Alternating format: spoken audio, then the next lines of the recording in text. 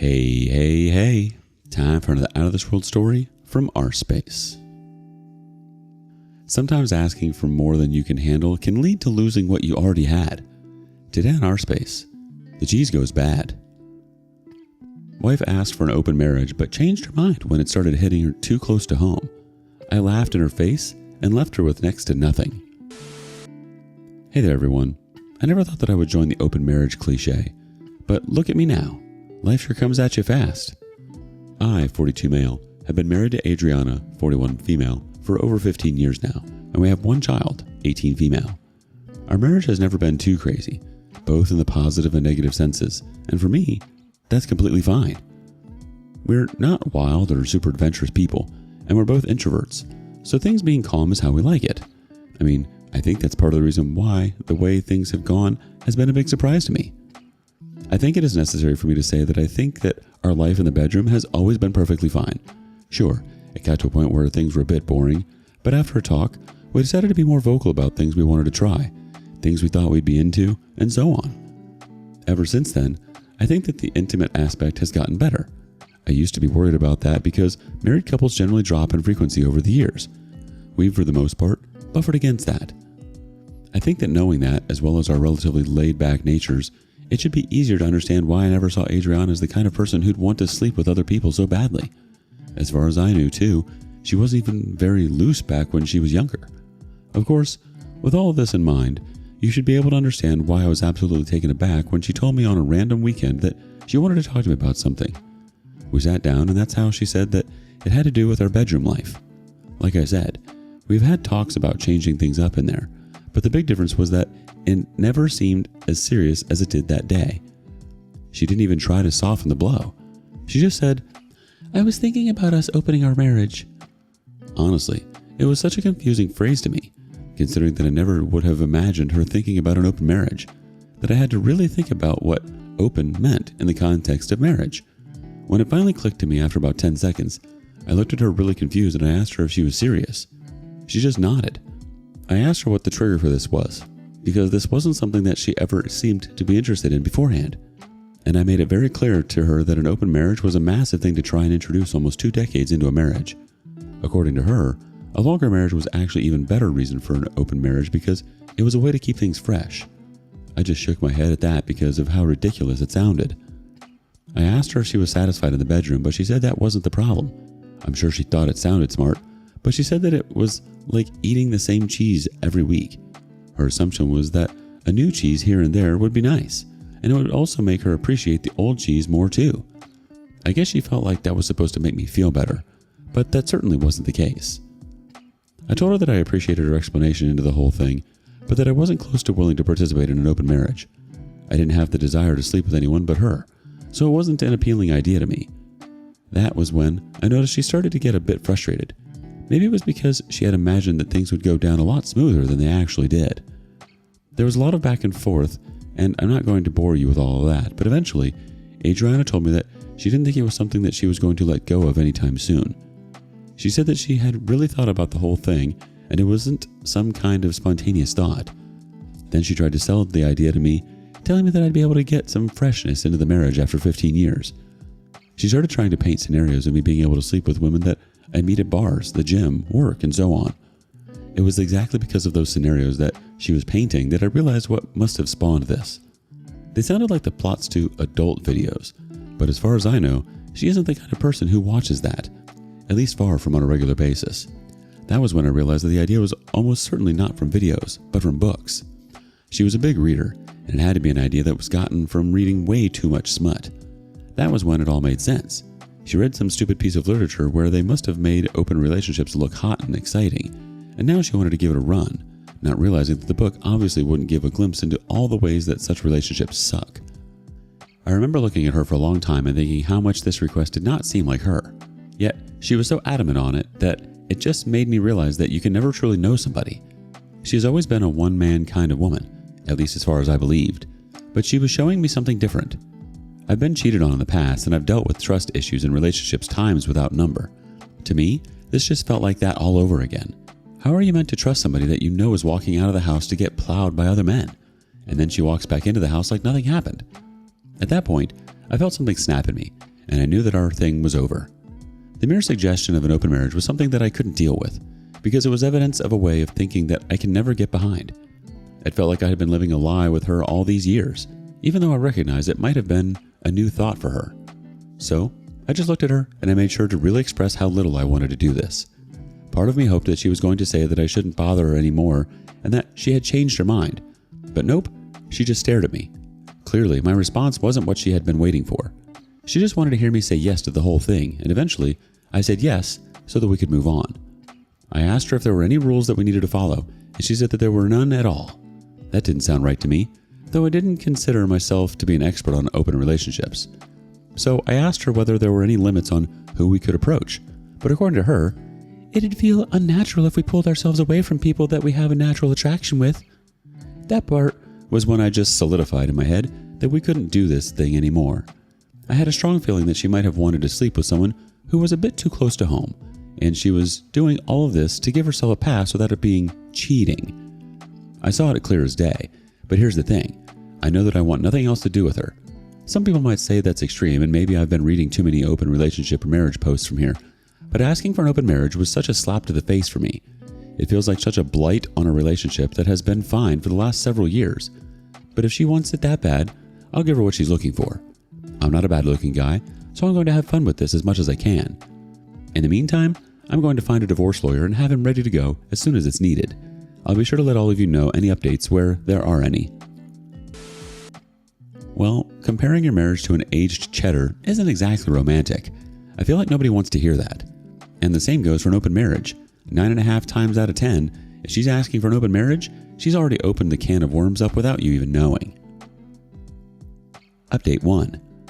Well, this entire open marriage thing has gone nuclear, and the best part is that I'm not the one feeling the fallout the most. It's the person who wanted it so badly who was crying her eyes out over the entire thing. I guess it helped a lot that I had already signed out of the marriage mentally. Looks like that wasn't a bad decision after all. So here's the way it went. The first 2 weeks or so seemed relatively calm. I had no idea if she was actually sleeping with other people or just not telling me about it, since we hadn't discussed whether we'd be talking about the things we did or not. For me, I wasn't planning to boast, but I would find sneaky ways to clue her in on things. That seemed a lot better to me. It was just after the first 2 weeks that I spotted her dressing up really nice, and it was only then that she told me she had a date. When I asked, date? She looked at me as if I was stupid, before pointedly reminding me that we were in an open marriage. I told her that I obviously hadn't forgotten that, considering that I had tried on about 3 occasions within 2 weeks to change her mind, but she didn't budge. I felt it was going to be purely physical, not regular romantic things. I expressed that to her, but she started to get pissed, so I just dropped it. However, it was at that point that I decided that I was going to take the thing serious, and I wanted to show her how stupid she was to even propose this concept. I had no idea who she was going out with, but since she was the one who talked about no one being off limits, the very first thing that I did was call Suzanne, one of her coworkers who I had met countless times. The thing about Suzanne was that I had always been able to tell that she liked me. She would laugh at the most basic things I said, get extra touchy if Adriana looked away for a few seconds, and she would send over cozy messages on special occasions. I could just tell that she liked me a lot. And the thing is, despite the fact that she was far from my type and a little older, I knew she'd be the perfect place to start if I wanted to make things sting at some point. So, I sent Suzanne a message, claiming that she popped into my mind, and I just wanted to say hi. I never texted her first in all the time that I had known her, so I knew that it would certainly grab her attention. And that it did. The response was extremely energetic. I could tell that she was giddy. So on and on we talked, and I finally told her that I'd love to take her out for coffee and talk to her. She wanted to do it that same night, but I told her that we should leave it until the next day. When we eventually met, I felt like she was overdressed for coffee, but I knew she was trying to impress me. I appreciated the effort from her, regardless. We began to have some small talk, and as soon as I could, I casually let it drop that my wife had proposed that we get into an open marriage. Suzanne seemed to hesitate for a bit before she started trying to convince me that open marriages really aren't that bad. I think she must have been against the idea like all people should be, but then she realized she'd never have a chance otherwise. It's easier for women to find partners to sleep with. I don't even know who'd want to sleep with me. It felt like I was setting up a chessboard and Suzanne was making the exact moves that I wanted her to. Because why, after a long pause, was her response, "I would." It was so quiet that I wanted to ask her to repeat what she said, but I wasn't going to put her through that much discomfort. I needed her as much as she needed me. Well, fast forward. I followed her over to her place and we did the deed. I'd have to say, if I was less of a man, I might have stuck around for the perks of an open marriage. It was indeed very fresh to sleep with someone new, but it wasn't my idea and it wasn't something I'd have suggested first, so I was merely following through with the regimen that Adriana wanted to so bad. Me and Suzanne had a thing a few times and it was nice. However, I realized that I was going to have to dial things up to 11 when I got a phone call from one of my guys. Let's call him Eddie. He told me that he had something extremely serious to talk to me about, and we met up soon after that. Eddie said that my wife had reached out to him, and after a lot of perambulating, she asked him whether he knew that we were in an open marriage. He did know because he was one of my closest friends, so I wasn't going to keep something as big as that from him. He said yes, and she seemed relieved. Eventually, she got to the point and said that she'd love it if they could meet up. He asked her whether she thought I'd be okay with that, but she only said, "We both know the ground rules, it's fine." I was speechless on the phone because it all seemed to make sense at that point. It was like she knew that she wanted Eddie from the very start, and after so many years of my friendship with him, she realized she would be able to get him through legal means. It explained why she didn't want to set a rule for us not to sleep with anyone who was too close to home. It was actually quite baffling to me that she took things to that extent because she wanted to satisfy her fantasy with my best friend. I genuinely blame all the smut that she had gotten into reading. Anyway, Eddie said no to her. She tried to get him to crack, but he stuck to his guns. It was at that point that she begged him not to tell me, even going to the extent of lying that one of our rules was not to talk about the people that we were seeing. He told her he wouldn't tell me, and supposedly this call was happening mere moments after he promised her that. This is one reason why Eddie is my best friend. His loyalty has never been in question. However, it was at that point that I knew that I had to go nuclear too. She wanted an open marriage where friends and maybe even family weren't off bounds. I was going to give her precisely what she wanted. So we pulled up to the house of the sluttiest member of her little clique of really good friends, Sarah. And while parked in my car across the street, I called her to ask if she was home, and she said that she was. That's when I got out and knocked on her door. When she answered, she was extremely confused to see me, but I told her that I was in the area and just felt like I hadn't seen her in a long time. She didn't seem to doubt me since it had truly been a very long time since we had seen. There was a lot of small talk, and eventually I left the open marriage line drop before acting like I wasn't supposed to be talking about it. "Oh, I already know all about that. Feel free to talk about it if you want to." It wasn't surprising that she knew, so I started painting a sob story where I felt like my wife was having the fun she wanted from the whole thing, but that I hadn't found my own fun in the situation. She didn't say much to all of that, but she looked like she was thinking. When she asked me if I would like something to drink, that was when I knew that I was in. About an hour later, everything was done, and again, I had a pretty good time. It was at that point that she started to fret, but I assured her that everything was going to be fine. It was within the rules of our arrangement. It was only then that she started to calm down. I realized that I never could have had such an easy time with it if Adriana's friend wasn't as loose as she was. I had heard more than enough gossip about her to know that it wasn't going to be too much of a challenge unless I simply wasn't her type.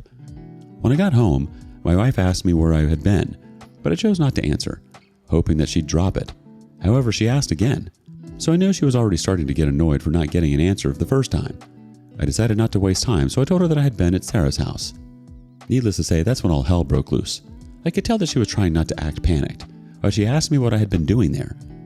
I was very intentional about not answering promptly, and that's when she started to get agitated. Normally, I would have raised my voice at her and told her to stop being so pushy, but since I was feeding off her discomfort, I didn't mind one bit. "I don't think we should be talking about this." That part really set her off. She started ranting about how Sarah was her friend and not mine, so if there was anything that I was doing there, she deserved to know. But we haven't been vocal about the things we've been doing under the new arrangement, so why do I have to start now? I knew that was enough to answer her question, and she was speechless. I could almost see her brain scrambling to process what I had just said, but there was really only one interpretation. Before she could even say anything, I said, "Didn't you say no one was off limits?" "But one of my best friends? Are you serious? You couldn't find anyone else in the world? It had to be one of the closest people to me?" It was obvious she was assuming I didn't know that she had approached my friend first. To be honest, that's why I didn't just stop at her coworker. I would have kept friends out of it, if not for that.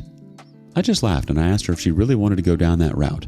I wanted her to commit to acting superior because I was about to slap her in the face with her hypocrisy if she gave me the chance. I asked again, but she said nothing.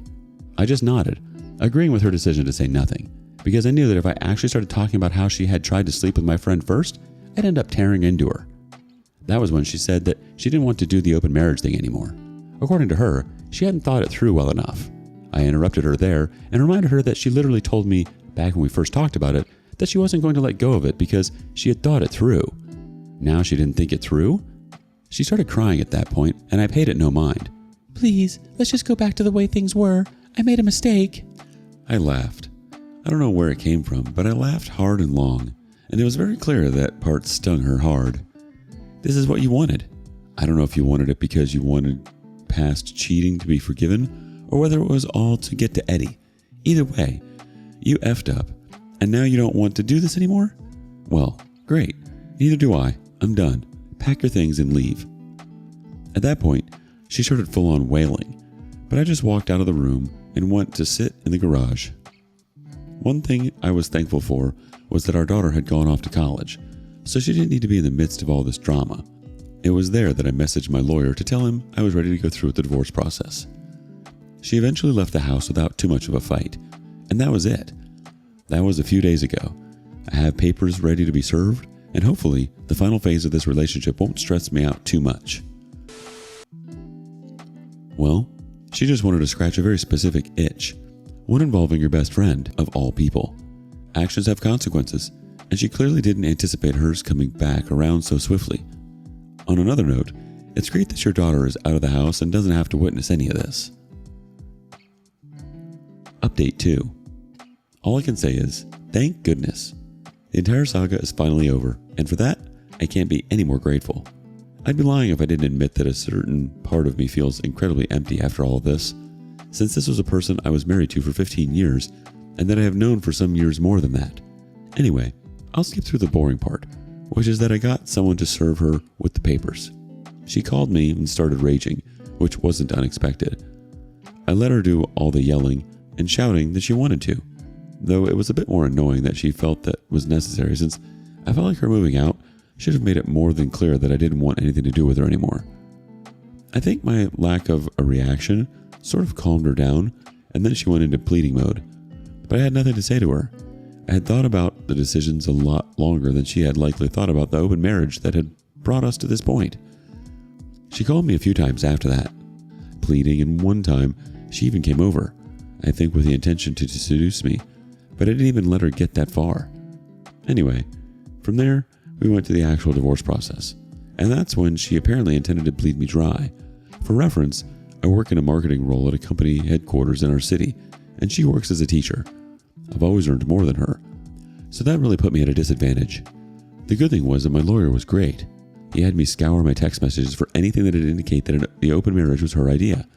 He knew it might not sway things if we didn't get the right judge, but it was worth a shot. Thankfully, there was a day I was at work and I asked her to rethink the decision. Thankfully, her being adamant was right there in the text. I also had texts of her admitting that the open relationship and wanting to involve my friend was the wrong move. Needless to say, we wouldn't agree on a split because her lawyer wanted a lot more than was reasonable for her. I was glad we didn't need to add a custody battle to the whole thing. Eventually, we had to go in front of a judge, and that was where things ended pretty quickly. The judge saw the situation as a woman who selfishly sabotaged a relationship for physical reasons and didn't think the decision through nearly as much as she should have. He acknowledged my point, which was that things likely wouldn't have gone that way they did if she hadn't made a decision that she ended up regretting. However, at the same time, he realized that considering the large disparity in our earnings, he couldn't leave her with nothing. That part was disappointing, but nothing my lawyer said would change his mind. So she ended up getting a 5-year alimony arrangement, though to be very honest, I could do without that money, though I'd rather have done with it. I got the house though and kept the car, which was good enough for me. Just as the icing on the cake, I sent text messages to all of her friends and family to inform them of our divorce. I specifically said that I wouldn't be going into details in order to protect Adriana's privacy. I phrased it like that to make it look bad, and for those who asked me over and over for what happened, I eventually told them. I got a few angry calls from her when some of them had said a bit too much to her, but again, I didn't care that much. But yeah, that was the end of my 15-year marriage. Such a stupid way for things to end, but I realized that I'd take the remaining 40 years of my life, hopefully, alone then with someone who had chosen sleeping with other people over us. 5 years of alimony might sting, but keeping the house and your car, along with knowing that you stood your ground, is still a win. I think the most important thing is the fact that you'd rather move forward without her than stay with someone like her. You set the tone, OP. What would you have done if you were OP? Would you have done anything differently? Thank you for joining us today on rSpace. Be sure to like and subscribe and hit that notification bell so don't miss out on our next video. Until next time.